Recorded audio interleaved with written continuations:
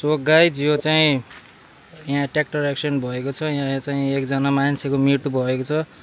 त्यो चाहिँ हुम्ला या जुम्ला कुन ठाउँको होइन मलाई थाहा भएन।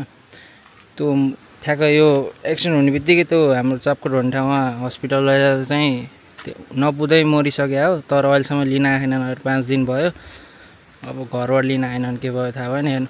यहाँ माथिबाट ठ्याक्क यहाँ के अरे नघुमेर होइन स्टियरिङ चाहिँ नघुमेर चाहिँ ठ्याक्क यहीँ झऱ्यो हो। झर्दा चाहिँ पेचत्तै पेले हो क्या ट्र्याक्टरको उसले चाहिँ। हेर्नु यस्तो भएको छ,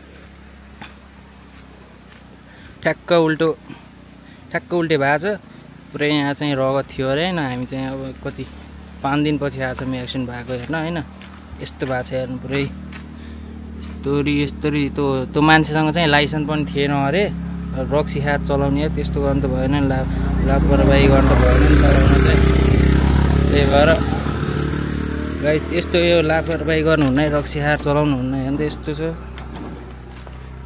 पुरै आधी यता आधी यता। त्यही भएर चाहिँ गाइस लापरवाही भएर नचलाउनु होला।